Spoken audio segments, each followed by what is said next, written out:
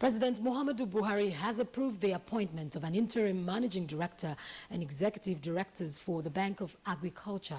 A statement by the Federal Ministry of Agriculture and Rural Development says the appointment follows the federal government's determination to reposition the Bank of Agriculture to be a more efficient and result-oriented institution.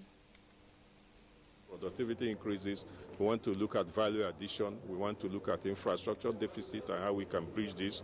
We want to catalyze additional financing through different innovative financing methods. And the World Bank has approved $200 million agricultural loan to support smallholder farmers in Nigeria.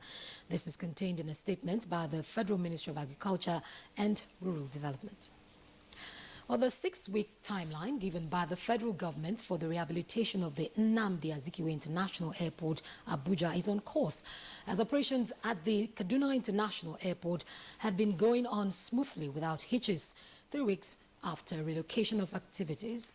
The Minister of Information and Culture and that of State Aviation gave this assurance in Kaduna. It's fine. The road is perfect. There's nothing wrong with the runway. The ILX works fine. The viewer works fine. As a government, we put in place, to the best of our ability, arrangements that will ensure security and also guarantee safety of operations both on tarmac and off tarmac and en route. This is only temporary, so already we are moving forward, and I assure you this would be done smoothly and in the interest of safety. So we appeal to Nigerians to bear with us. This is only temporary. There could be challenges here and there. We've made enough contingency plans to deal with those challenges when they come up. The Minister of Works, Power and Housing, Babatunde Fashola, says the federal government will refund 124 billion naira spent by Ogun State government on rehabilitation and reconstruction of federal roads within the state. The minister stated this during an inspection tour of federal roads, power plants and other projects under his ministry. The minister also expressed satisfaction with the quality of road projects embarked upon by the state government. The capacity of power that we have installed in the country today is in the region of 12,000 megawatts. But we just can't use it simply because either today there's a problem with distribution, tomorrow there's a problem with transmission, the day before there's a problem with gas. So if it is gas, we want to know now where the nearest gas field is here. How can we improve the supply? Wife of the Vice President, Mrs. Dolapo Osinbajo, accompanied by her husband, Christian women groups and other worshippers to mark Mother's Day at the Aso Villa Chapel. Mrs. Dolapo Osinbajo, in her exhortation, spoke on the outstanding qualities of mothers as pace-setters in the society. She urged mothers to inculcate the right values in grooming their children to make them responsible citizens. Interesting and they're very spectacular indeed.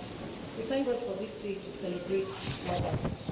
And my role model, mother, in scripture, is a woman whose name is not even mentioned at all. She's found in Proverbs 31 from verse 1 to 10. The former governor of Niger State, Dr. Muazu Babangida Aliyu, says government and its critical partners should continue to encourage Nigerians on the prospect of economic diversification in the country. Dr. Babangida Aliyu stated this at the Jibui's annual Islamic convention with the theme Promoting Self-Reliance Through Sustainable Trade, Commerce and Agriculture for Human Development. Vehemently frowns at begging and dependence on other people. Begging is an antithetical to Islam, that even Muslims are enjoined to have a trade, to be involved in commerce or agriculture, so that they may feed themselves and not rely on exploiting the ignorance of other people. In the meantime, Kano State Governor Abdullahi Umar Ganduje has advocated a total ban on importation of tomato paste into Nigeria. The governor was speaking during a visit to some tomato farms in Kano State. Even last week, as I'm speaking now, a basket of 60 kilograms of tomato was sold at the cost of 400 naira, Your Excellency. Recently, the importation of this tomato paste has made the tomato price to come down drastically. And the Niger Delta Development Commission, NDDC, says it will support performing contractors to ensure completion of ongoing projects in the region. River State representative on the board of the NDDC, Ibiro Mahari, disclosed this during an inspection of some projects in parts of the state. The project is ongoing.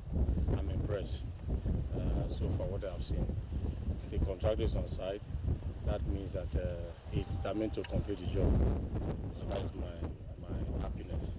Unlike the first one that we went, Africa, you see the contractor is here, but they are doing nothing. And so there is no hope for that job to be completed as expected. But here, there is hope that the job will be completed. And on a very serious note, I commend the contractor. Jigawa State is leveraging on the federal government's universal health coverage initiative with the establishment of a functional primary health care center in each of the 27 local government areas of the state. Governor Mohammed Badaru Abubakar launched the program at a symbolic inauguration of a health facility. The hospital will be upgraded to the status of specialist hospital. The construction of General Hospital Binonguru is ongoing, while a new specialist hospital will be built in Hadeja as well. Well, that's the news for now. Claire and Kingsley will be back after this break. If you hear a bomb explosion or gunshots of an active shooter, that might be a terror attack.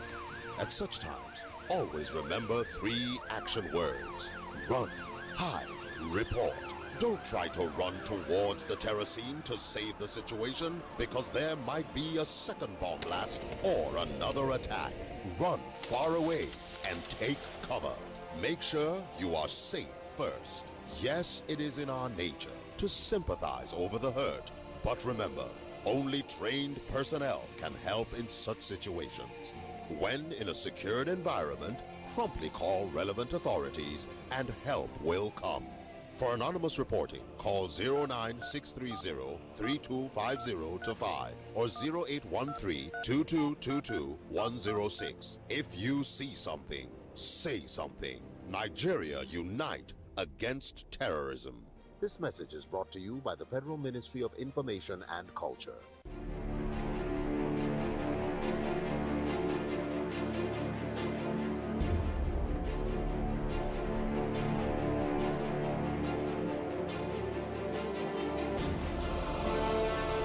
This is the brand new Government Lodge, completely built by the Rescue Mission team in 8 months.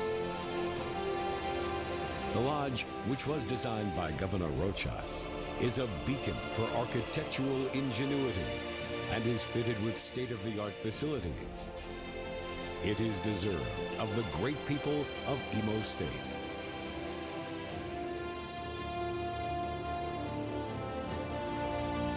This is a rescue mission project, the new face of the Imo State government. The Imo Rescue Mission. Imo must be better. I discovered something that took all my period worries away. New and improved Always Ultra has a comfortable top layer, an extra super gel for extra super absorbency. No stain, no check, because gel won't sleep. What makes a Niger mom powerful? I encourage my kids to learn new things. And if they get hurt, I rely on the power of my Dettol's One Capful. To fight germs, it's like my own first aid kit. My family needs protection from germs. I use the power of Dettol's One Capful to disinfect surfaces and clothes to keep them clean and safe from germs. I trust the power of Dettol's One Capful for bathing. The power of Dettol's One Capful protects from up to 100 illness-causing germs. Millions of powerful Niger moms use the power of Dettol's One Capful to protect their families. Be a powerful Niger mom with Dettol. Be 100% sure. Right, business news will take its turn now. And in it, capital releases to ministries, departments and agencies reach 1 trillion naira mark in the 2016 budget. And dealers pick $81.3 million US offered by the CBN. We have details of this and other with Amina Nojim. The Minister of Finance, Mrs. Kemi Adeosun, has revealed capital releases to federal ministries, departments and agencies for the 2016 budget has reached a record 1 trillion naira, the highest ever budgetary release in Nigeria's annual funding for capital projects. This information was contained in a statement signed and released by Director Information of the Federal Ministry of Finance, Salisu Naina Lambata. The minister said she was optimistic that with the current stability in oil price and the return of normalcy in the Niger Delta, she was sure Nigeria will do more in 2017.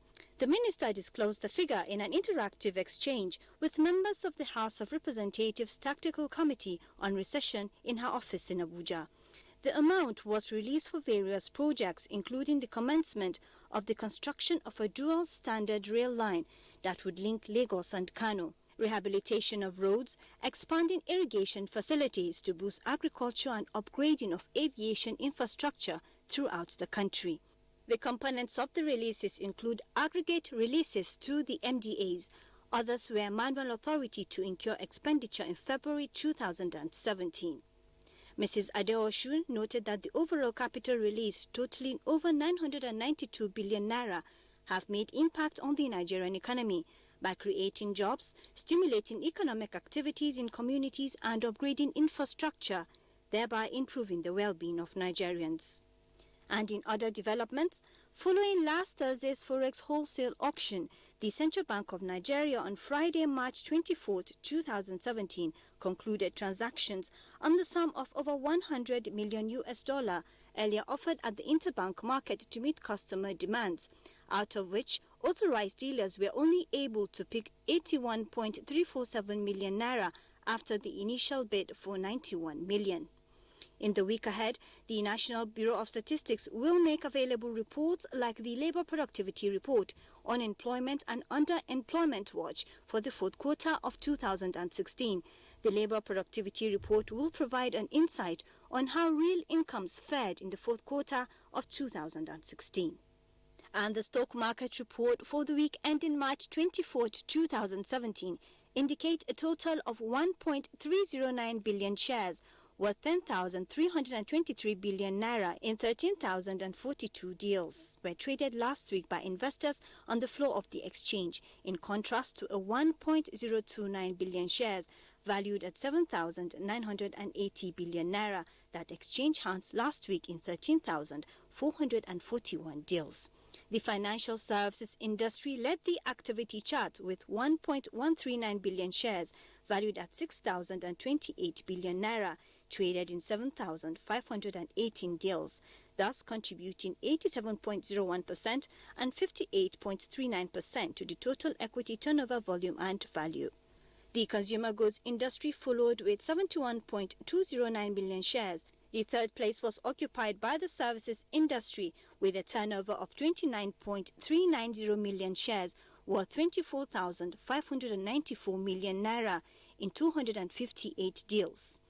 Trading in the top three equities, namely Continental Reassurance PLC, Custodian and Allied Insurance PLC and FBN Holdings PLC, accounted for 565.746 million shares worth 1.450 billion in 914 deals, contributing 43.22% and 14.04% to the total equity turnover volume and value. Next is a graphic summary of Friday's closing figures.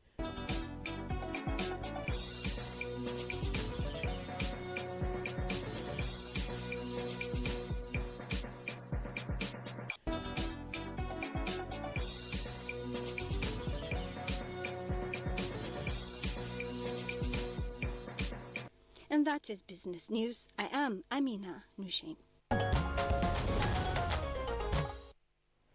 Thank you very much, Amina, for the business package. Next for us is to take a look at the headlines in some of today's newspapers.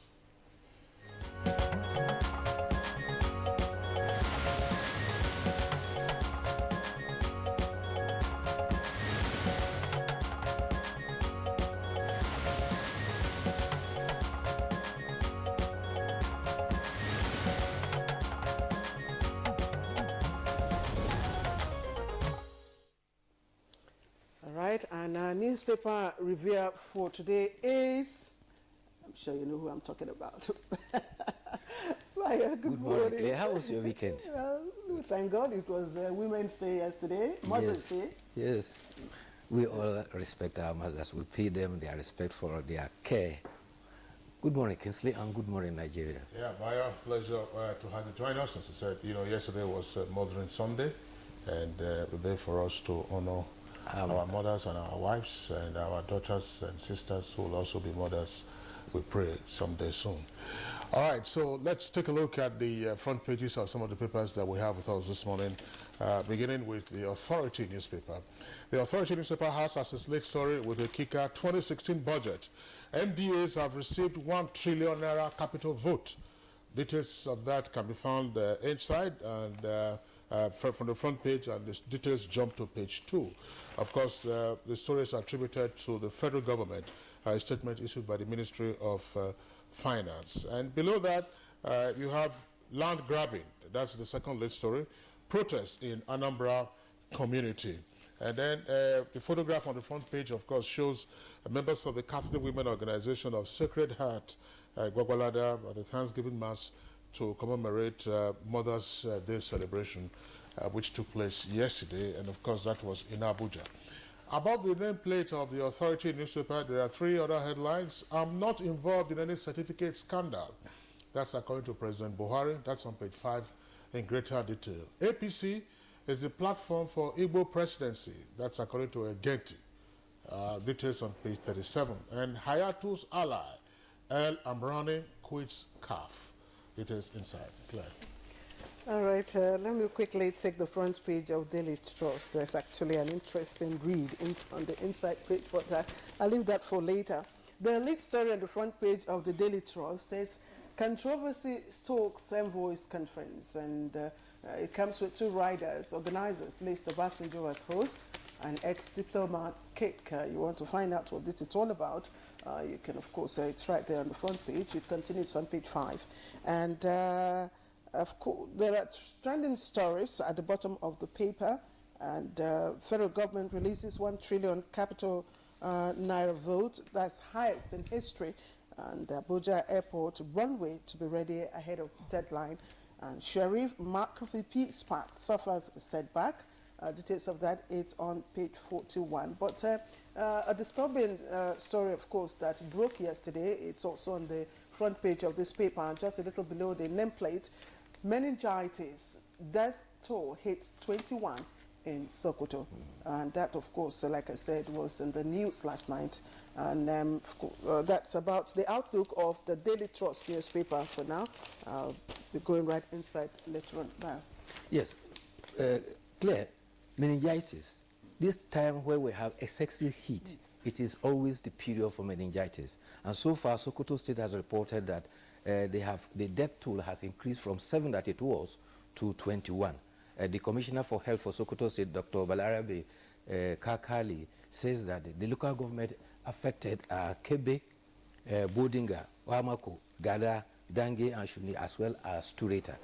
So far, about 330 cases were reported, but screening had indicated that 40 were actually meningitis, others were severe malaria. So far, a team of 15 meningitis team have been deployed. They comprise about 150 health personnel, and they are to visit the 23 local government areas. Meanwhile, also in Katagum, Bauchi State, there have been reported cases of 2 suspects. So we need to be very careful, and the advice is that avoid sleeping in overcrowded rooms. That is way to stem of meningitis. Meanwhile, the story that was read about the budget relates to the indication from the Office of the Honorable Minister of Finance that the contribution money releases from the budget 2016 has nearly reached 1 trillion. In fact, the specific figure, if I could quickly go to it, is 900, wow, where is it? Yes, here we are. 929 billion. So it's almost 1 trillion. And this has been substantially to infrastructure development and releases, among which are the funds that were released by the Ministry of Finance to the Federal Ministry of Works, Housing and Electricity. And it is hoped that 2017 will see more of such releases. The other interesting story is that Naira has continued to gain continued ascendancy.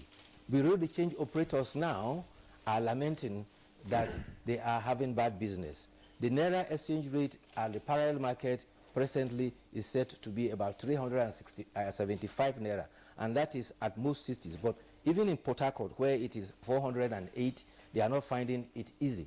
In Abuja, the exchange rate is 307. Lagos, that is at the official rate, and the parallel market that are 372 at Abuja, 365 in Lagos, 379 in Kano, and 408, they are not getting buyers. Meanwhile, the president of the Bureau de Change, Aminu Gwadabe, is lamenting that his members have lost about 130 million. However, he did not disclose how much his members had gained when the Naira was at the receiving end. You remember it got to about 545? It was pushing. I mean, well over 500. Yes, sir. Well over 500. So now they are lamenting that their losses, and if care is not taken, their membership, which is about 3,000, will find serious depletion. Many of them will have to pack up. Which is what some people have been advocating anyway, that you should cut down their numbers. Okay. Anyway, Kingsley, okay. Yeah, let's take a look at the front page of the Daily Sun newspaper. Daily Sun, an earpiece there, that's beside the nameplate. 4 trillion Naira customs revenue. Forget that printer's devil there. It's actually it has to do with the customs service. Senate probes Obasanjo, Yaradua, Jonathan, and Buhari. Details of the story can be found on page 6. In this story, of course, this is an echo again of the spat going on between the two governors of Rivers and Benue. Parry Club refund allocation, that's the kicker. Wike asks EFCC to probe Benue governor. Says Autumn has nothing to show for money received. And then we move to the foot of the front page of the Daily Sun. Federal government moves to convert illegal refineries to modular plants. And that's on page 30. On page 8, we won't protect Ali and SGF to disrespect National Assembly. That's according to APC. And restructuring more important to us than Igbo presidency. And that's according to Ohaneze president. Details of that story can be found on page 9. Okay, and finally from leadership, well, all the stories we've talked about, just to mention, of course, that leadership has that story on federal government sets new record, releases 1 trillion naira for 2016 capital budget. It has a breakdown there coming as riders. MDAs get 870 billion naira, and Adeosun says we will do more in 2017. Of course, 2017 budget she refers. That should be it for now. If we can just quickly do a review so that I take the last. We are quickly two stories. The one that Kingsley read. The publicity secretary of the All Progressive Congress, Bolaji Abdullahi, says that the party will not support its members to accord any instances of disrespect to the members of the National Assembly. This was after they held a caucus meeting with the APC.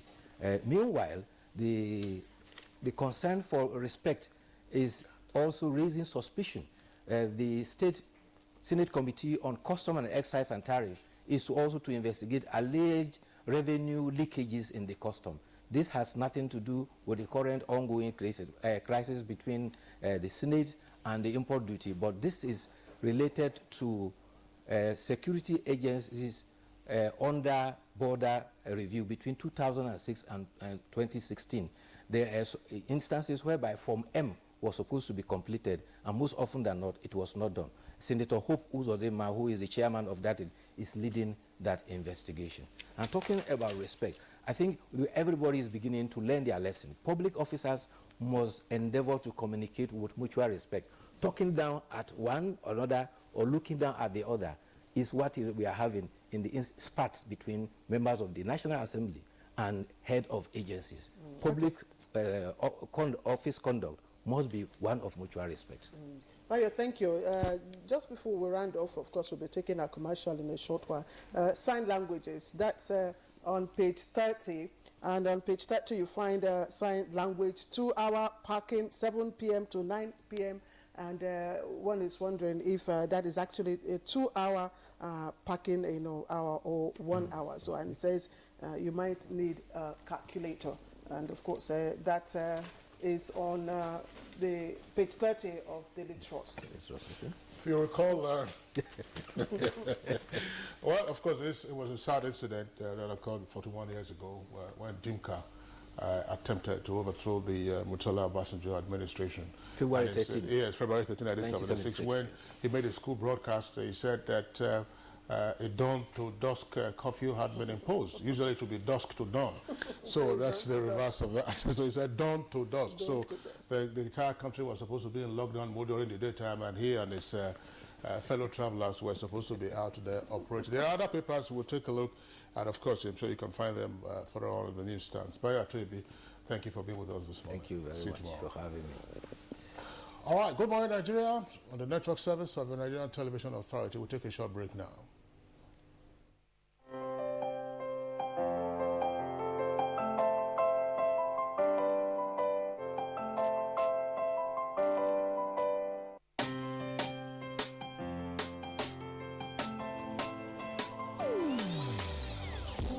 Hear the call of change. Stand up, Nigeria. Change is here and it's going to stay. Change begins with you. Oh yeah, make we go. So let the change begin from within. Look at you, Ogeruola. Change begins with you and me.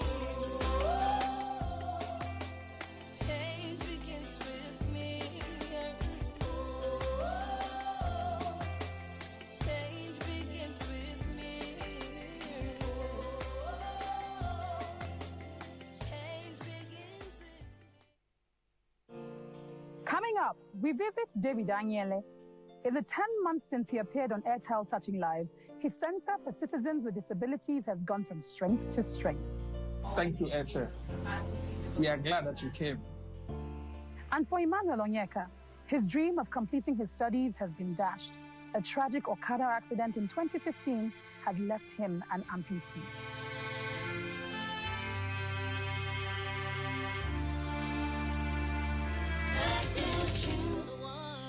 Touching lives.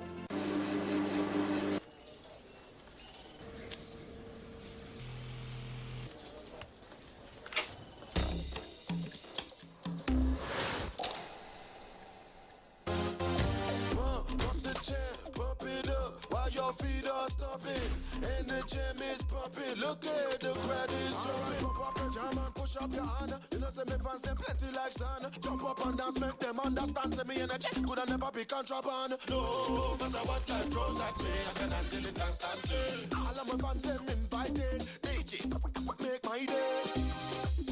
Make my day. Make my day. Make my day.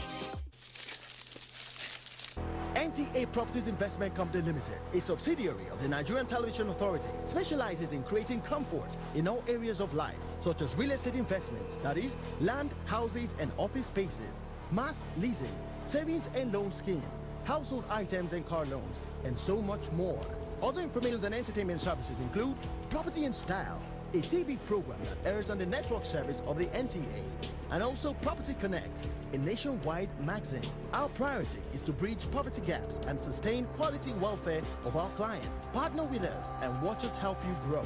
Pay us a visit today at the NTA headquarters permanent site, Area 11 Garki, Abuja, or our Lagos office at number 15 Awolowo Road, Ikoyi, Lagos. For more information, visit our website on www.ntaproperties.com.ng, or you can email us on ntapeak2000@yahoo.com. Call us on 080-2316-3474 or 080-6939-5185 or 070-3189-0555. NTA Properties Investment Company Limited. The much needed help at your doorstep.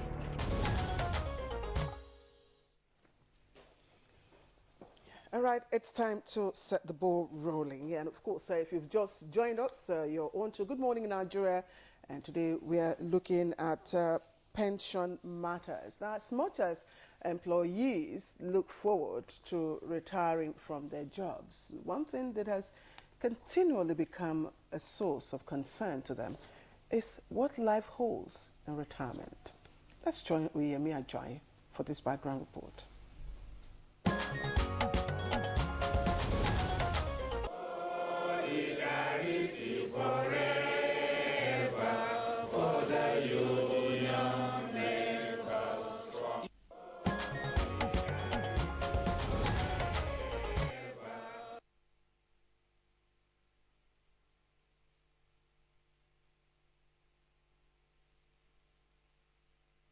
All right, we're sorry for the jerk in that background report introduced by my colleague Claire, but we'll go straight away into the subject matter. We know what the issues are, and we have guests with us here in the studios to discuss the beleaguered pension administration system in the country, in spite of the reforms introduced first in 2004 and then later by way of amendment to the Act. We've been joined right now in the Abuja studios by Mrs. Adafil Ugochukwu.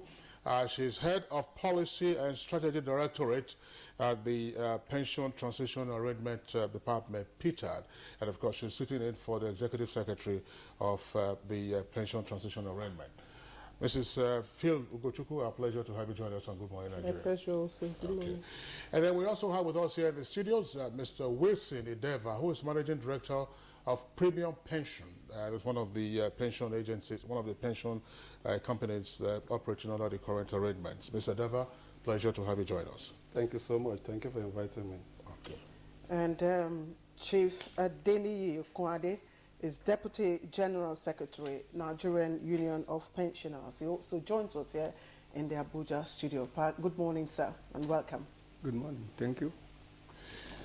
Okay, well, let's begin, this conversation by backing up a bit again and saying, look, since 2004, there was some glimmer of hope that the ugly scenes that we used to find of pensioners loitering around, littering the streets, some of them, of course, having to find temporary shelters in makeshift shacks and elsewhere, particularly in state capitals as well as here in Abuja, whether they were retired military officers or retired civil or public servants.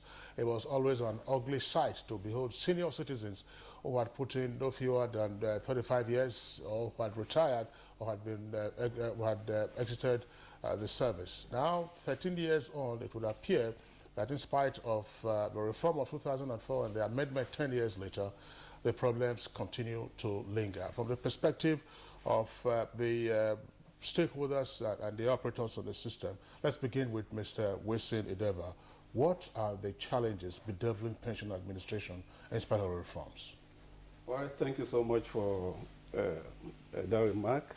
You know what it used to be before 2004, where we used to have long queues on almost all the major streets in Nigeria, where people retire and they are not too sure when they'll be paid and how they'll be paid.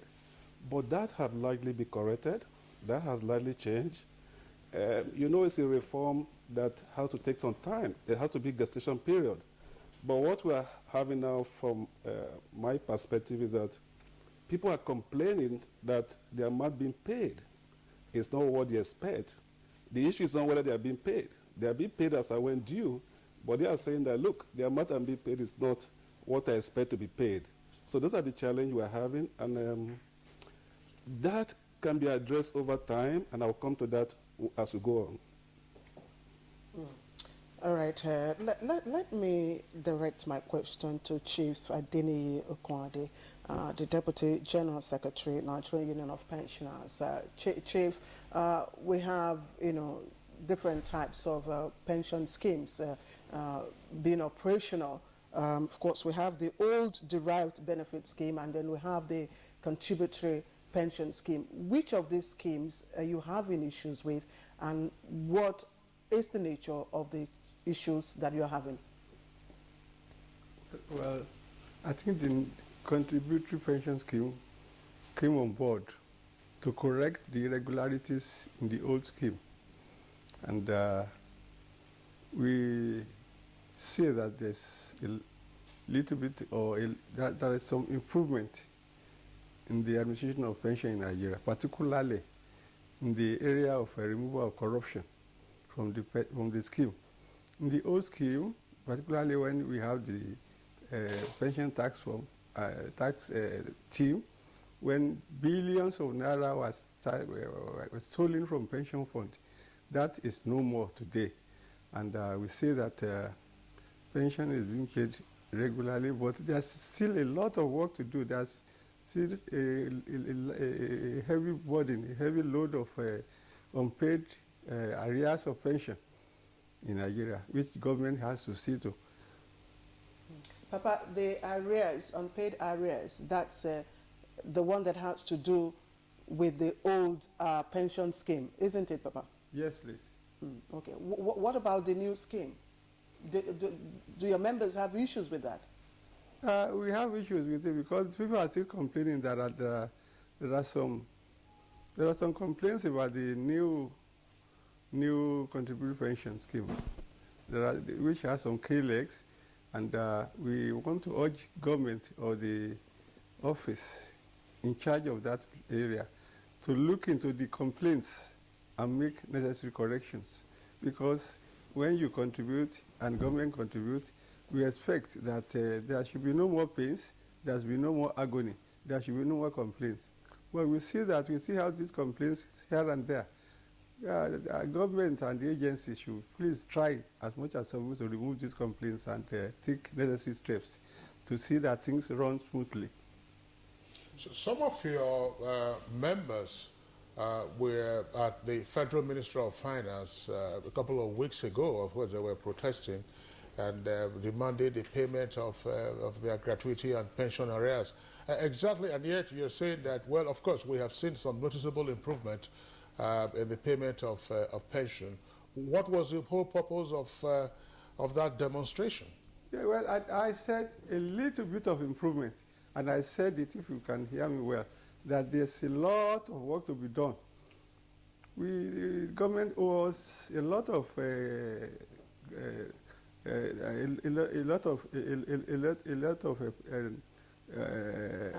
arrears. And for instance, where the retired is now going around the country to do verification, they have done about 4 geographical zones. They will soon go to Southwest and Central West. And before that, they took from the head of service a heavy burden of unpaid arrears. It is on these arrears that people come to complain. You see some people not being paid for the past 5 years, for the past 10 years, for the past 15 years. And these people has the right to come out and complain. It is not when the wrong impression will be seen when you see they are paying regularly monthly. But what about the arrears, a low backlog of arrears, which are still outstanding? We want to appeal to government to clear these arrears. For instance, the 33% is there, which they have not paid. 18 months for civilians, and about 15, a lot of arrears for the police. CFO has been paid, police has not been paid, they have been paid only 3 months. Civilians are owed 18 months. All these arrears are there. Individually, if you interview each of our members, they will have a lot of sad story to tell about the arrears owed them. All right, Papa, thank you. We'll just pause you for the moment and get back to Mrs. Phil Ugochukwu. Of course, he's representing the ES Pension Transition Arrangement Directorate. You've listened to Baba talk about, years of unpaid arrears, and I'm sure he's also talking about unpaid harmonized, pension benefits and all that. And Peter is supposed to perfect these issues, perfect the transition, so to speak, and eliminate some of those, hurdles, that they pass. So what exactly is happening with regards to, those that are supposed to, benefit from the older scheme? Okay, thank you. Just like Baba had said, We've been working very hard to settle the arrears. We've done a lot from last year up until date to reduce the 33% in particular. As he had mentioned, just a few months are still outstanding. And it's when also... you say few months, okay. let us be precise. Okay. How many months? It's few months? So we have, for the civil service, about 18 months arrears for the 33%. For SIPO, which is for the paramilitary, that has been totally paid off. We have the parastatals, who we have about 56 months arrears, and then the police about 39 months. Now, we're coming from arrears that were inherited from the old offices. They spanned over 48 months in arrears, plus the harmonization, including other arrears not all tied to the 33%. We've reduced that, and it's as government provides the funds that we apply it to reduce. Once we get more funds, we'll pay off the balances. All right, Mrs. Phil Ugochukwu, you listened to Chief Ogwade, you talk about, that's Petard now having undertaking verification in 4 of the 6 geopolitical zones. When are we going to see an end to the endless cycle of verification? Well, we are looking at trying to complete our verification by the end of this year. We've done the police. If I could just give you a bit of background on what we've done the police segment. We've also completed SIPO fully. Between those 2 segments, we have about 36,000 pensioners. For the civil service, we have about 97,000 pensioners, and we're almost halfway done. The only sector outstanding is the parastatals sector, and we are looking at the end of the year to complete this. And we've promised our pensioners that after this round of verification, there won't be any need to come out to do this verification again. We're taking a different approach to it. We're taking their biometrics, we're digitizing their documents, and we're storing that on a database. And that hasn't been done before. So there'll be no need for them to come out anymore. Even while we're doing this verification, we're taking extreme caution in making sure that their welfare is taken care of.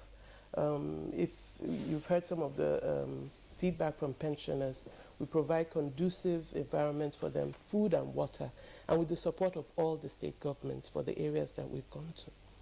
While you're still at this, biometrics and database and all the exercises, verification exercises, and I'm wondering, and people keep asking, Nigerians keep asking, why do we have to, and that's precisely the question Kingsley asked, why must we conduct biometrics when we already have several agencies who have come up with authentic database for Nigerians? You have, of course, the National Identity Management Commission that have done quite a comprehensive database. So why aren't you collaborating with these agencies and save pensioners the whole rigor? A good question. And we know that the pensioners are a vulnerable group. That's given.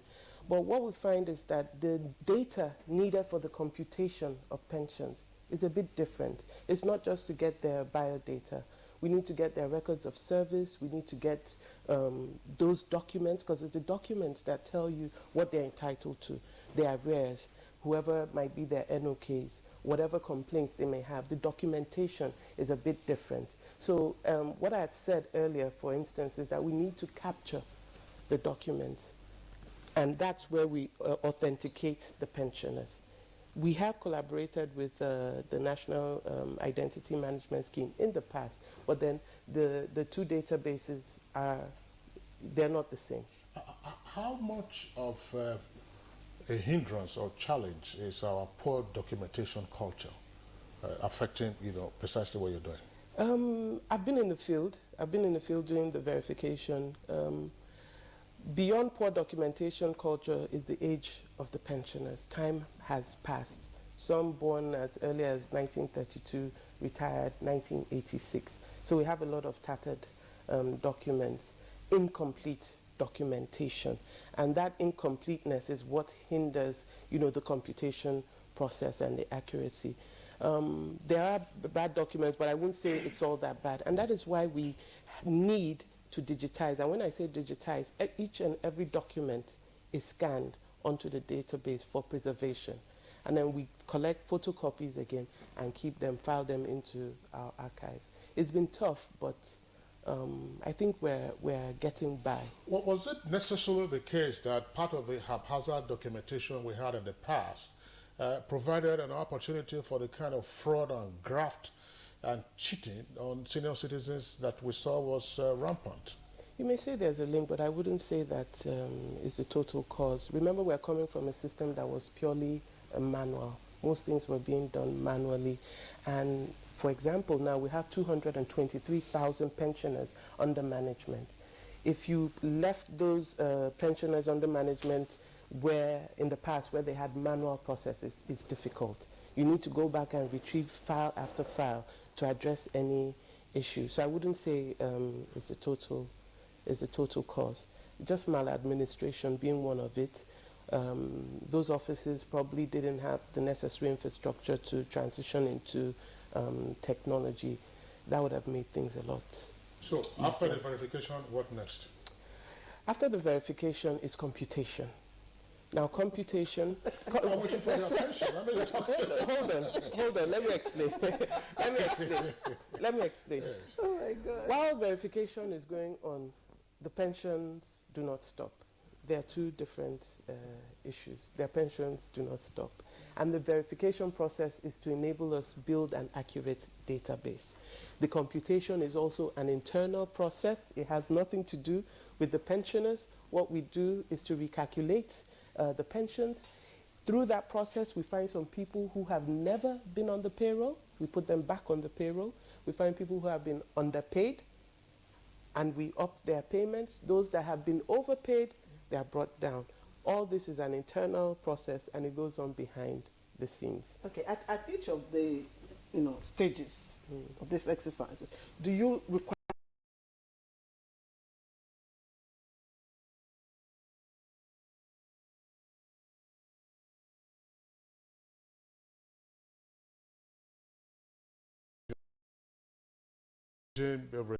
state governments? We engage them in various forms. We go through the NLC, for instance. We are an affiliate of Nigeria Labour Congress. We use the platform of NLC to approach. For instance, we have gone to Osun State with Ayuba Waba, who is the NLC president, to talk about the irregularities in the payments there. But it appears nothing serious has not been done. And we went again to Imo State to appeal to, we even shut down Owerri one time in respect of salaries and payments. But, and the governor put an agreement on paper that is going to improve the lot of pensioners and workers, but he has not done anything. Reasonable now. But do you think that those state governments, deliberately do not want to pay pensioners their, entitlements, or do you think that they have even more, enormous financial burden that has compelled them, not to pay the needed attention to the issue of pension? We know that we believe that pensioners should be placed on high priority of their payments. We are senior citizens. Some of us are very near our graves, and we don't want to die not receiving our entitlement. We know that Nigeria has challenges today. There is economic recession. But when there was bailout the other time, most state government didn't bother to pay pensions out of this bailout. We now hear that they are going to give them Paris Club refund. So that is why we want to sit up now together with NSC to ensure that these state governments do something, pay out of this Paris Club refund to pensioners so that their agony can be reduced. Just before Kingsley comes in, I wanted to ask Baba if you have any concern regarding the verification exercise that Mrs. Ugochukwu talked about. Yes, we want them to fast track the verification exercise. They have done what, like I said, they have done about 4 geographical zones now. They living southwest, which is very large place, and central and north central. And look at this, there's something they have to be very careful about. We are already due for another increase in 2015 because this one, the Constitution says, 173, Section 173, subsection 3 says, pension should be reviewed every 5 years or whenever worker salaries are reviewed, whichever comes earlier. We are now due for another increase as far back as 2015. And we are still talking about arrears of the past increase. So they have to fast track this verification, finish with it, do the computation, and pay the pension, those who are due to be paid, so that the arrears will not keep mounting. Well, Mrs. Phil Ugochukwu, do we have an idea from the 4 geopolitical zones that Petard has covered what the pension bill is in terms of unpaid pension benefits? Well, I can't tell you precisely based on the verification because that computation process is still ongoing, as I've said. But before we started the verification proper, we had done some analysis and we had come to about 174 billion. These liabilities are estimated and they are not verified until we finish the verification and computation process. But within that amount, there are various areas, different categories. What happens to a person who had served, retired, and unfortunately didn't collect his or her benefits and then had passed on? Do those benefits fall into his or her estate? Yes. And how do you verify that? Yes. Through the verification process, we verify next of kins, who we call NOKs. The NOKs just need to appear with the service records of the pensioner and show evidence that they are the rightful beneficiaries of the person's will or estate or whatever. And then we do that process. Do you have an idea of how many such cases you've had to deal with on the average? I don't have a total figure, but I would say that they're a small percentage. They are not that large within this defined benefits scheme. At least for every center, you might get about 20, 30 cases. I'm just estimating. Okay, well, Mr. Edeva, let's bring you again into the conversation. Earlier you were talking about the fact that, well, the new contributory pension scheme, that the CPS, is working seamlessly, but that the beneficiaries are complaining about the quantum of their receipts. Exactly where does the complaint lie? Well, you have 3 components of the RSA balance. RSA is your retirement savings account. You have the contributions that you have made. You have the contribution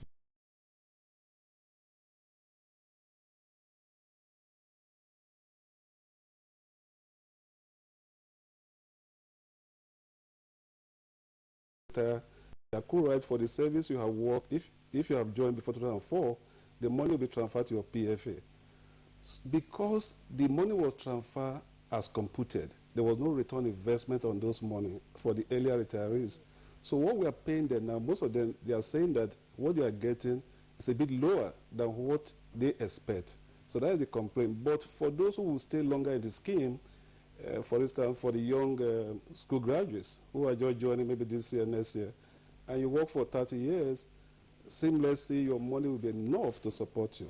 So that's the complaint we are getting, and we're also advising that, look, there are some things you need to do before retirement, pre-retirement, and after retirement. So that's part of our duty, and we're helping to discuss that with individual retirees to help them plan their life upon retirement.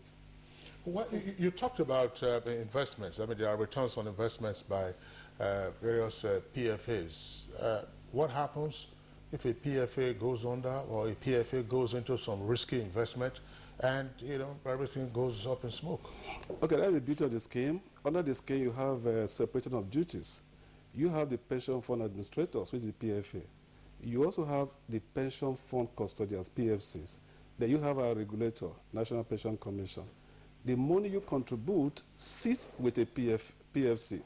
So for instance, if a PFA goes under, your asset, the PENCOM will require that the asset should be transferred to another PFA. So you've lost nothing. So for the return, in terms of investment, or whether you go into risky investment, that will not happen because we have what you call investment guideline. And that guideline is strictly being enforced and strictly being regulated. Every day we return what you call, we send what you call valuation report to PENCOM. Under this valuation report, every of our investment we have done by PFA is submitted to PENCOM, and PENCOM looks at it. If they feel that you have done something wrong, you are going to be sanctioned heavily. And you know no institution wants to be sanctioned. And that is the beauty. That's why you have seen that there's a little bit of stability under the new CPS, because we're highly regulated. I think we're the most regulated industry in Nigeria, if not in the world. Every day I have to submit different report to PENCOM. Everything I'm doing, they know. For instance, if I place money with First Bank, and a PFA BCD placed with First Bank, because we have to submit valuation report to PENCOM, they see all the placement. If every person is placing 90 days and doing 15%, and you are doing 10%, they will call you and say, what happened? Why is, and especially if it's the same amount and the same tenor. So you have to answer them why you have invested below the market rate. And if they are not convinced why you did that, you will be sanctioned for the difference, and that difference will be transferred to the RSA account for the individual account holders. Are you suggesting that, you know, pensioners or contributors rather, you know, can take assurance that all is well? Look, in spite of regulation, we have systemic failures. In spite of regulation, we have boom and bust in economic cycles. And there are countries where, for instance, pensioners sometimes have been alarmed, you know, by the direction of their economy. Are we, you know, in any way, you know, likely to contemplate look into economic challenges that might hobble, you know, pension fund investments? Sorry, precisely, Kingsley. Maybe I should just put it in a layman's question. Yes. Break it down. How does we've been in economic recession? We are getting out of it, and of course, we've had some people have had, you know, salary cuts, job losses, and of course, low, you know, economic growth. So, how do all this affect, you know, the pension system or industry? Well, let me start with the last question. If people are losing job, it means that the contributions are going to be reducing, because if you lose your job, your employer can no longer contribute for you. And it also means that, you know, under the new scheme, if you're out of job for the first 4 months, after 4 months, and you cannot get a job, you can go to your PFA to ask for 25%. So it also means that the RSA balance of the individual is going to reduce. Sorry, if you're out of job for how many months? 4 months. You can do what? You can go back to your PFA and say, look, I'm out of job, and you show evidence, then you can assess 25% of your RSA balance. Okay. Yeah. Please continue. Yeah. So you asked a question about the economic difficulties and the challenges and how we can question that. You remember when there was capital market failure in 2007, 2008, the pension industry never suffered any failure because of the diversification of the investment policy. Because if you look at our asset class, you know, if you have time to go through, it's such that if there's a failure in one asset class, for instance, bond or treasury bills, the other asset class can support and be able to, the return on investment from asset class can zeroize whatever negative return you must have gotten from the other asset class. That was why, because if you look at when the capital market, 2008, suffered so much depression, the pension industry never suffered any loss because of the strong regulations. Well, the pension, it was young then. It was about it was young, but would have suffered some losses. Yes. Yes, in that climb, I know there's a lot of concern about investment, but what I could say is that for Nigeria, because we're a growing economy, and our economy is a bit not too sophisticated like other climes yet, it will take time before we come to that, because with what we have now, the way it's been structured, we don't envisage losses in our investment. All right, let's bring Pa Okunade here. Pa Okunade, I'm wondering if you're satisfied with Mr. Ideva's explanation about what happens to the quantum of receipts? And, you know, earlier on, Kingsley wanted to know that why some of your members are complaining about that. Well, it's unfortunate that when you want to leave one scheme for another scheme with the hope of getting a better deal, and you discover that things are not going well as expected. I've always said it. This the PENCOM and all the stakeholders there should go down and see what are the complaints of the people, what are the complaints in place. Then they should examine the complaints and make sure that they rectify them, because the purpose of getting a Pension Reform Act is just to reform, not to deform the old scheme. So that I think they should try very hard to ensure that any deficiency, any irregularities, any complaints should be properly addressed, so that the contributors in this scheme should have their dues when due. All right, Chief Okwande, thank you very much there. Just to indicate, of course, as always, we have reactions pouring in from our viewers who have written in through the Twitter handle on the screen there. You can see it on the left side of your screen at NTA GMA. We'll take some of those tweets right away. Ibrahim Tudu tweets, you can imagine the unpaid pensioners come from middle level and junior cadre and junior army officers or military officers. Why? And Dele Jack Solomon tweets, a worst case scenario, Nigerian pension system is fraught with problems. Most pension funds are underfunded or simply not funded at all. All right, and then we have this from Sonny Michael Makoji. In Kogi State, still, pensioners have been reduced to common beggars because of non-payment of their entitlement. And here is another one coming from Dele Jack Solomon. And he says, again, moderators, most agencies have unsustainable outstanding pension liabilities with weak and inefficient pension administration. Festus Akinboyewa tweets, not true that pensioners are paid regularly. My sister hasn't been paid for 2 years in Ondo State. Time to show respect for the elderly. Ibrahim Tudu again tweets, retirement in Nigeria is terrifying. Civil servants are afraid to retire now. A happy ending and glorified exit suddenly becomes scary. Unwaka Chinedu, I have been verified since 3 years ago, but nothing has been paid. Are they going to do all verification in all sectors before pay? And Olulipide tweets, federal government hasn't paid accrued pension rights to its CPS retirees from January 2016 to date. That's 15 months. Of course, CPS means contributory pension scheme. And we have this from Daniel Mona Chimso. It says, it is quite pathetic how the government will owe its pensioners who are old and dependent on this money. Don't they fear God? All right. Again, this second tweet coming in from Jack Solomon. Nigerian media have been awash with news of many pensioners collapsing and dying while standing in queue to collect their stipends. And Festus Akinboyewa again, truth is government is failed to recognize and address long-term challenges pensioners are facing. Enough of grammar, start paying them. Olulipide, pensioners that picketed Ministry of Finance 2 weeks ago are under the contributory pension scheme, CPS, 15 months outstanding. Okay, and then we have this last set of tweets coming in from another one again from Nwaka Chinedu. It says, you can see the long process which leads to delay in pay. Now, those processes will even take more years. Excuses upon excuses.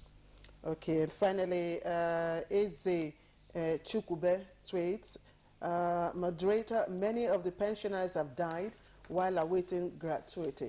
What happens to their money? Can relatives access it? All right, now those are the tweets that we are taking.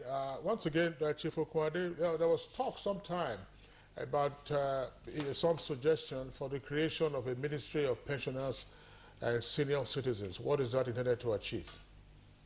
Well, I think We are agitating for that because it will pay more particular attention to pension matters.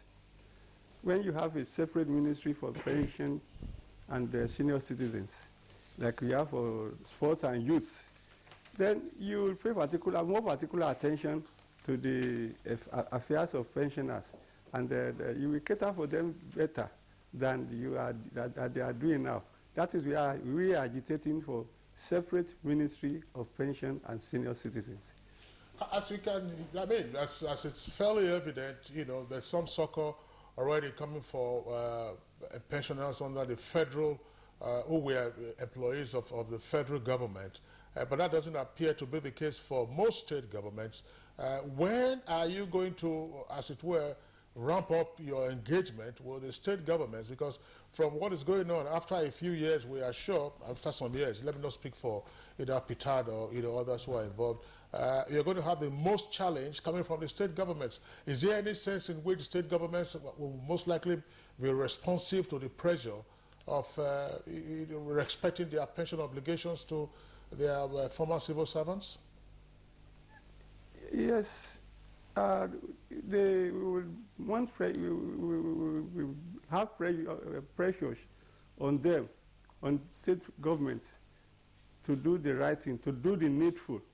We will not leave them alone. We will be around their neck, and I'm sure when you don't, the Yoruba says, somebody who knocks your door every time, you have to answer him and do what he wants. And that's what we're going to do for state government. We're not going to leave them alone. We're going to continue to negotiate, to knock on their doors, to negotiate with them, to talk to them.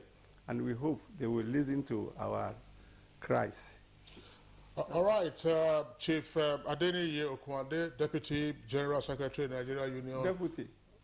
Deputy, that's what I said, sir. I said Deputy General Secretary, Nigeria Union of Pensioners. We'd like to thank you for being up early to be part of this conversation. And thanks a lot for your contribution. Thank you very much. All right, so we'll take a short break. When we return, we'll have another guest join us while we still have the Managing Director of a pension fund, as well as the Head of Policy and Strategy Directorate of Petard.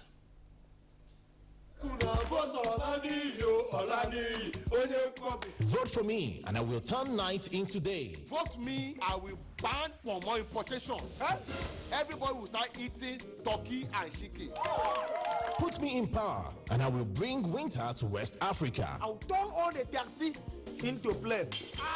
Campaign promises. Another hilarious episode of Professor John Bull, your rib-cracking comedy. Find out the true gist of election violence, betrayals, and promises as Olani goes head-to-head with Udo. You have money. You have money. Who you mean? Showing at 8:30 p.m. every Tuesday and Friday on NTA Network International and Star Times. By the time I become the chairman, I will make you my special advisor. Why not go making me money advisor? What is wrong with you, my daughter? That is why people will look at politicians as thieves. Over and out. Brought to you by Glow. Welcome to the new speed.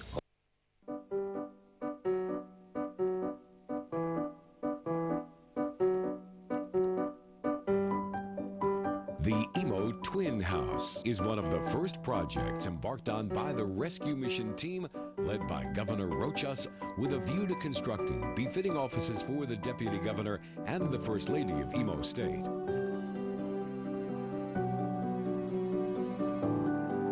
The Twin House building was completed within 7 months. The Deputy Governor, the First Lady, and their staff now have quality standard offices to enable them to carry out their duties conveniently.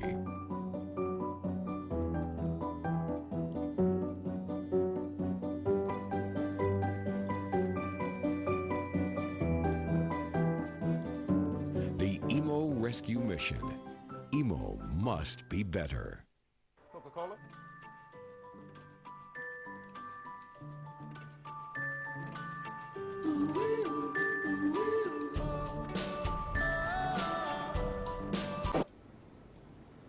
Oh, it's happy hour. So, you want a free Coca-Cola, but you have to drink it here.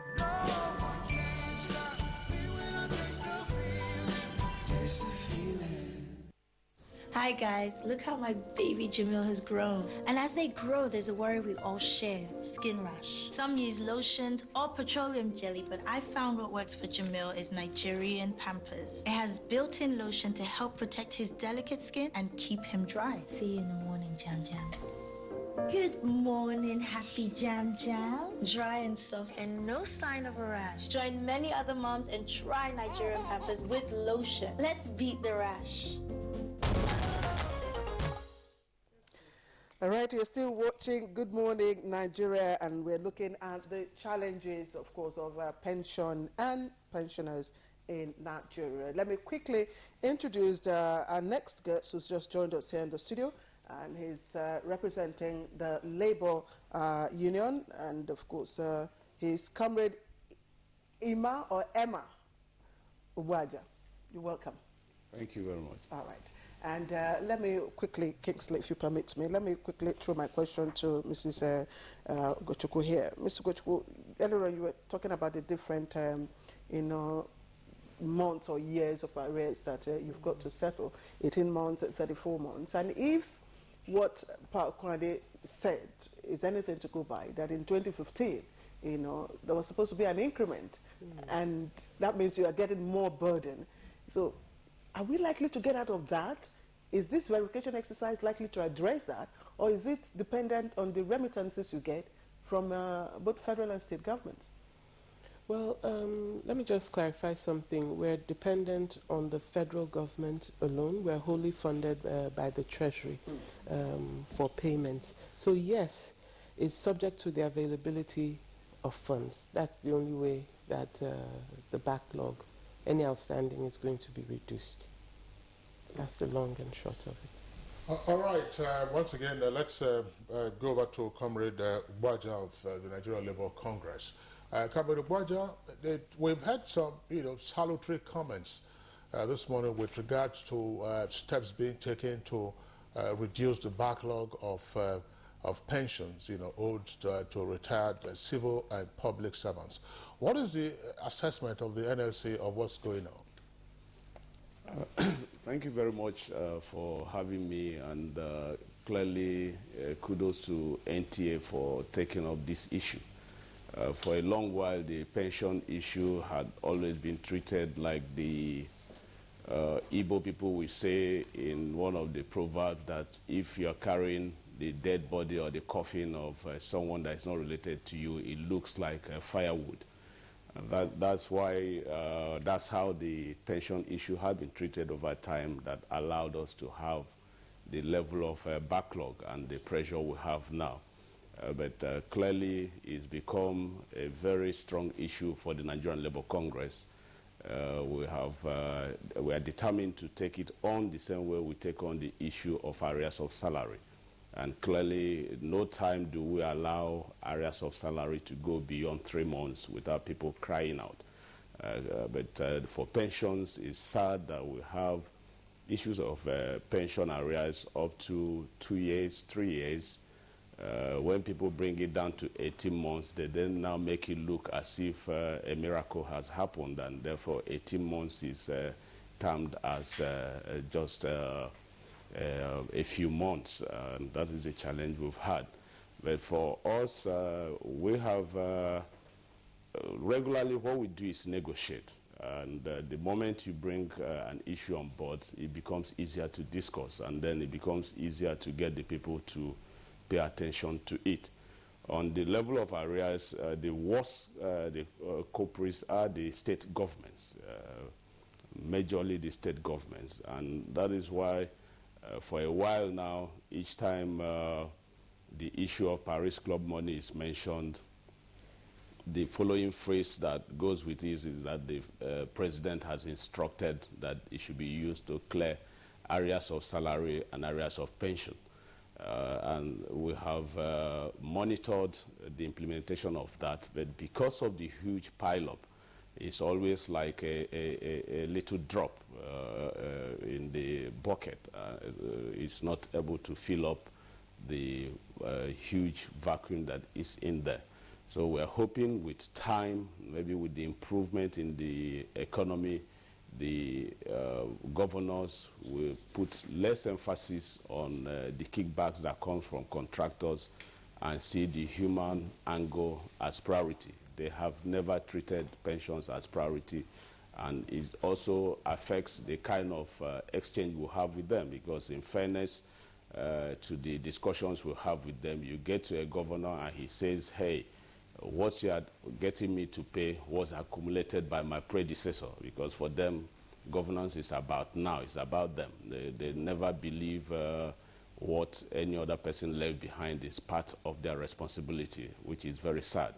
So you talk with people, they now tell you we are paying pension regularly. The definition of that is that they are trying to offset what is within their period of administration. But you have backlog of 24 months, 36 months, and they'll tell you it was accumulated by another administration.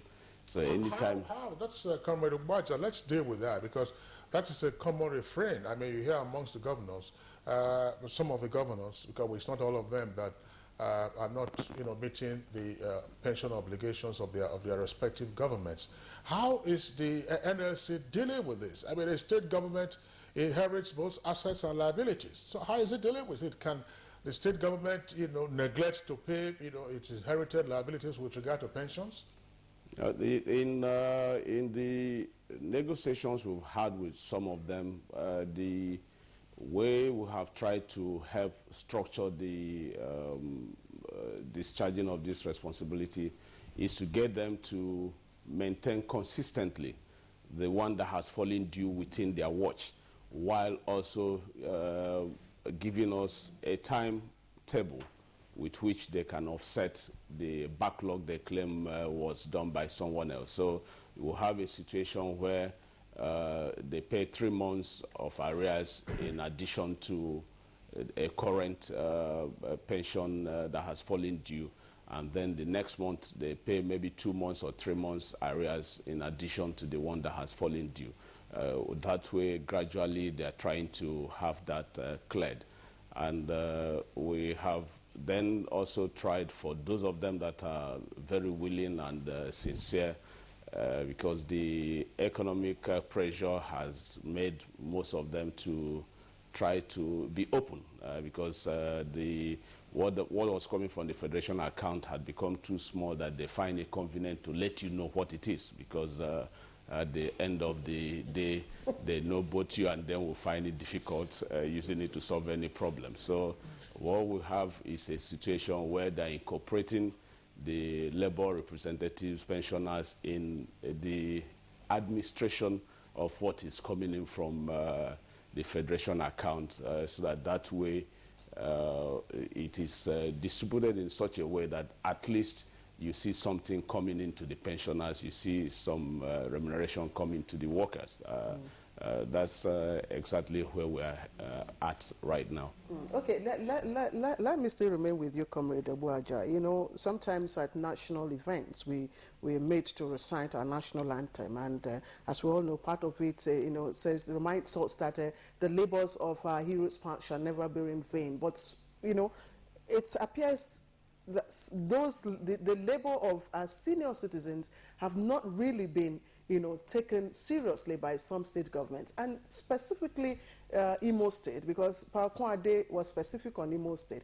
What exactly, or how exactly, is Labour dealing with the issue of pensions in Imo State? If you have watched us closely, you will realize that we did shut down Imo State for almost 3 days, all in a bid to put some pressure on the governor to see need to begin to take pension issues very seriously and workers' salary issues very seriously. What has come out of it? He's one of the, will I call it, the proponents of people who now tell you to come and see what we have gotten from the federal government. So if they throw the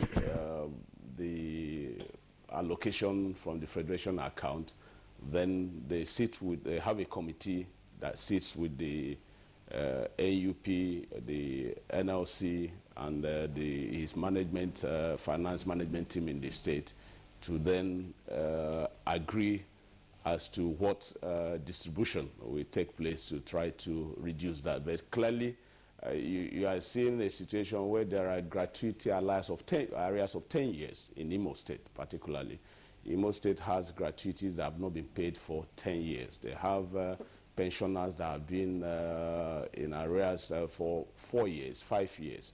So he particularly was the one who brought up very highly the fact that to him he's doing his best, because when this was being accumulated, people did nothing.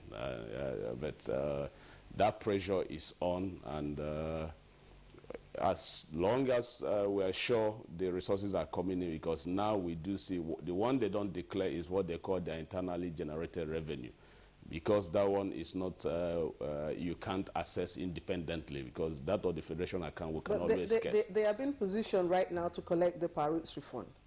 Yeah, that one, even with the directive from the president, we're already on ground waiting for the thing to arrive, so that the sharing formula can also, what they don't accept is to use it solely to pay. You see some of them even boasting of the tactics they use. They're calling religious leaders, they're calling traditional rulers, they're calling everybody and say, hey, we have gotten 8 billion, and these workers are saying the entire 8 billion for this state should be given to them. What will go to the rest of the state? And when they bring such blackmail, we move away from the realm of negotiations with an employer to fighting blackmail of people telling you that 1% in the state wants to take the entire resources of the state. It's as bad as that, but they don't consider what them as less than 1% in the political class are also taken away from the state treasury. So we are on ground waiting for confirmation that the money has left the federal coffers to the states to negotiate with them. But we'll have terrible cases in Imo, in Bayelsa, in Oshun. We have serious pressure from the government not really taking pension issues as seriously as we want them to do. What's the status with Kogi State? Because we understand, somebody just mentioned Kogi State now. Yeah, Kogi is also a bad case. It's another state where pension matters are also not taken seriously. I'm glad if the federal people can pass the template they are using in their verification to the states, because this verification phrase has become a hiding process for people who don't want to pay pensions. For the states, it's a continuous thing. It's never ending. And as long as it's on, you don't get paid.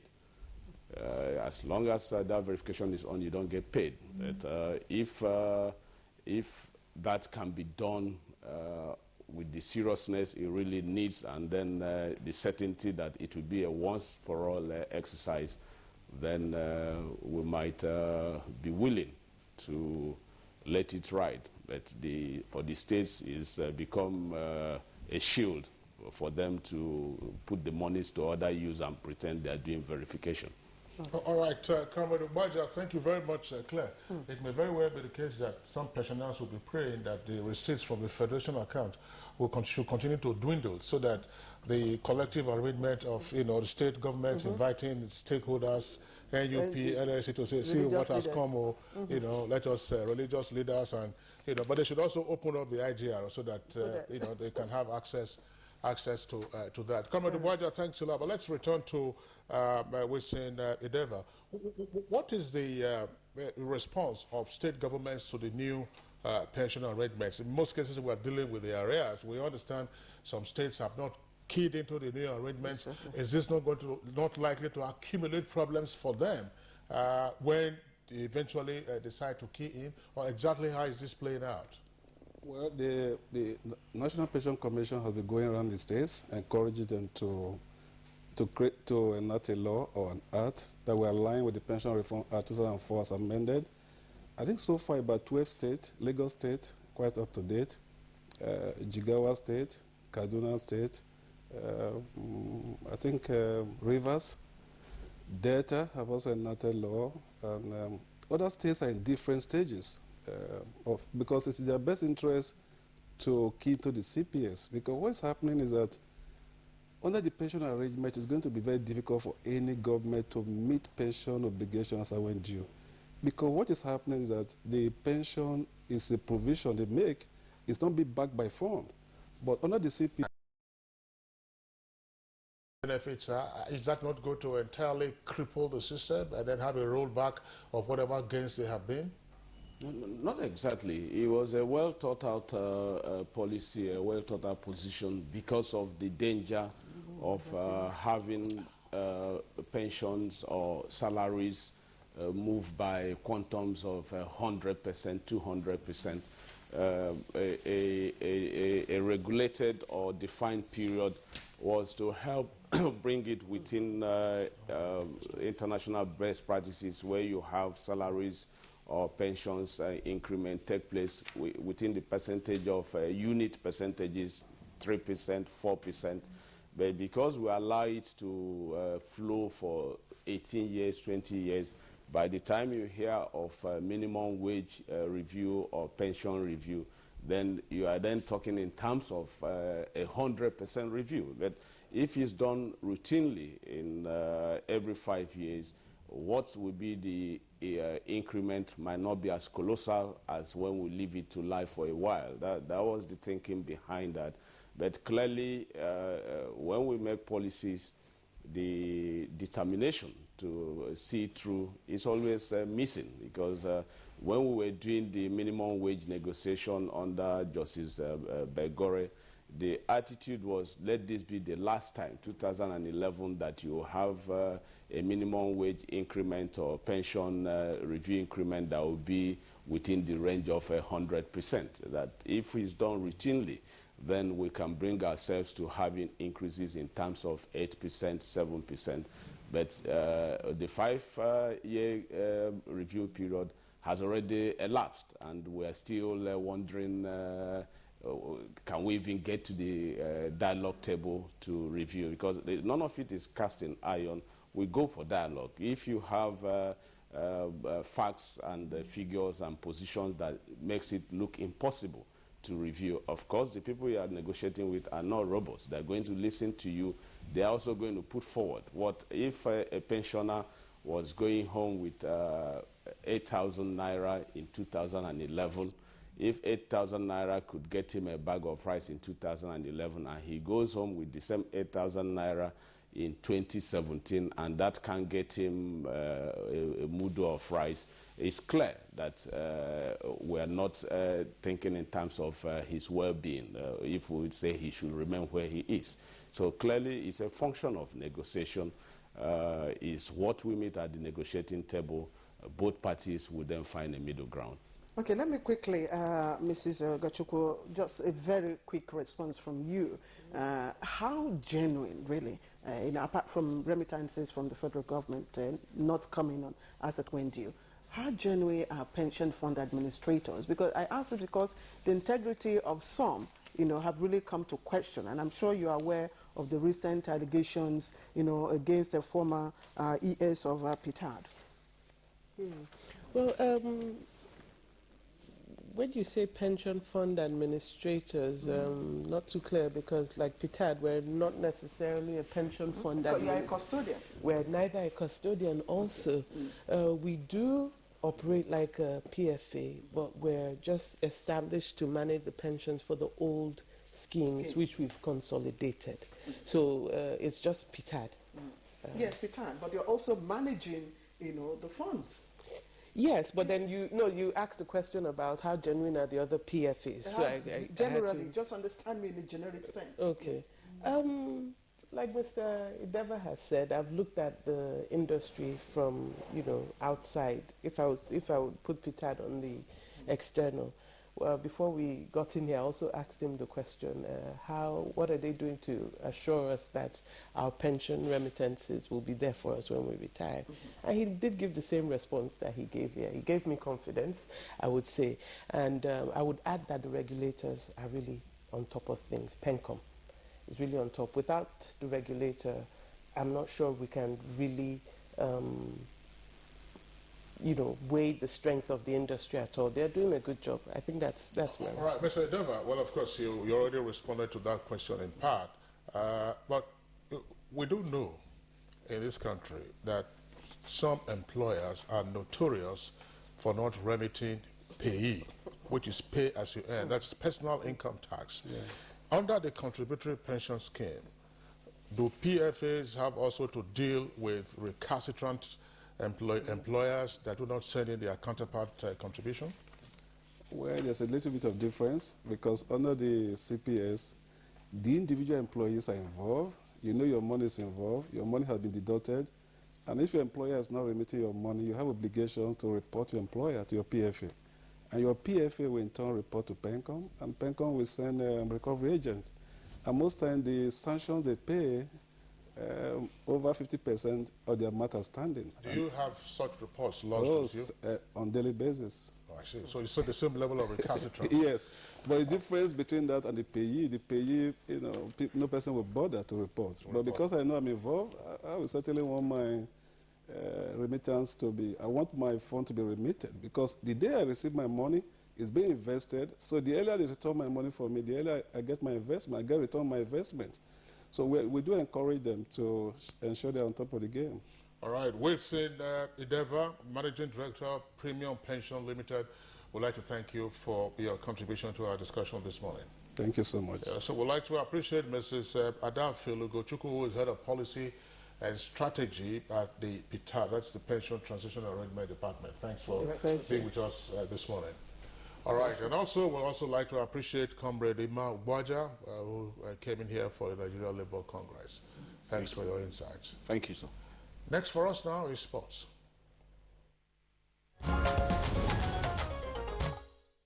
Rubens Bala's hat-trick ensured a 4-1 victory for Plateau United over the visiting ABAs of Ilorin, and also a return to the top spot of the Nigerian Professional Football League. MFM LC 5 games unbeaten run came to an end as they lost 1-0 to Gombe United, and defending champions Enugu Rangers' poor run this season continued as they also lost 1-0 to Katsina United. Meanwhile, the Nigerian Women Premier League kicked off at the weekend with Sunshine Queens defeating Ibom Angels 2-1 at the Akure Township Stadium. On the continent, the Confederation of African Football's Secretary General Ikam Al-Amrani resigned on Sunday, just over a week after elections swept long-standing President Issa Hayatou from power. Al-Amrani, in a letter to African Football Association, said he would be departing on Monday, but gave no reason for his decision. And in boxing, Rio 2016... To arts and entertainment, and Uyemi Ajayi is our guide.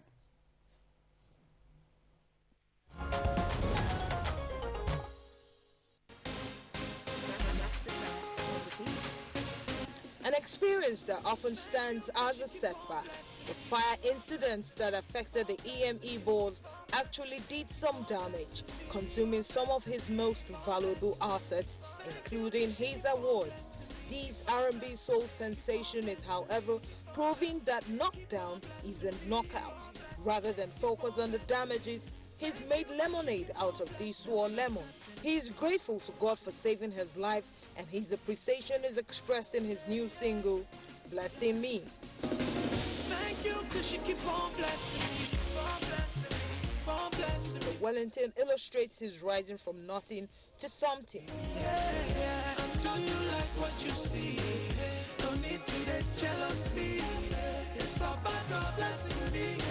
Thank you, 'cause you keep on blessing me. Still talking music, but coming from an unlikely quarter, Boss within the entertainment circle says Nollywood icon Chinwe Talagu may be releasing a music album soon. If you are surprised, then I guess we're on the same page.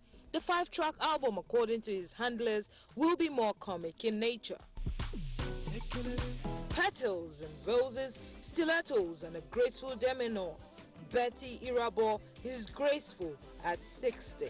The classic columnist is the cover girl for March edition of her publication, Genevieve Magazine, and smashing at 60 best defines her looks.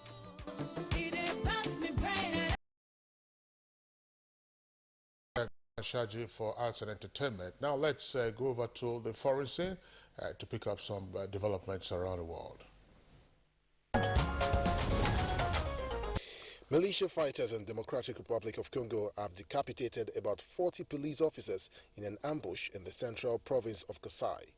Fighters from the Kamwina and Sapu group attacked the police convoy.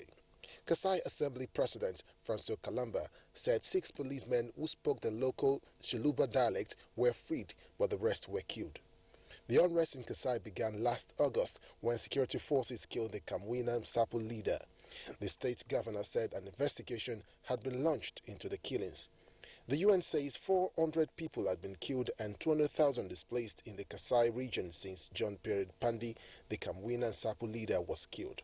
Now, Hong Kong's Electoral Committee has chosen Beijing-backed Carrie Lam as the city's new leader. Out of 1,194 electors who cast their votes, Lam had 772 votes. Hong Kong's small circle electoral system has come under criticism as this does not represent its 7.3 million residents. Right, let's go over to the weather center now for today's weather forecast. Hello viewers, it's a new week and I welcome you all to the weather forecast from the Nigerian Meteorological Agency. I am Paul Ogba, and now a quick look at what Monday's weather holds for us. We expect fresh dust which has just been raised from southern Chad to affect the northeastern parts of the country and keep these places moderately hazy. Horizontal visibility is likely to be impaired but will still be good enough for flight operations over this area. The northwestern parts of the country are expected to experience sunny and hazy conditions, and as we move down the central parts of the country, partly cloudy conditions will prevail. There are high chances of localized thunderstorms over the coastal areas and the inland cities of the south. And for maximum temperature forecast, please stand by.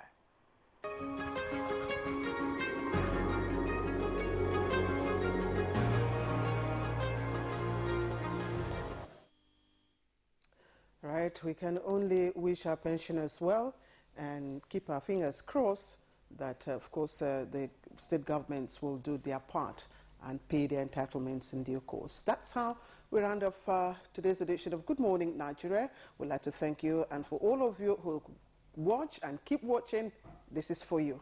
Thank you. We'll see you tomorrow. I'm Kingsley Osadolo. I join you, of course, in expressing our appreciation for your being with us today. See you tomorrow, same time, 7 o'clock in the morning.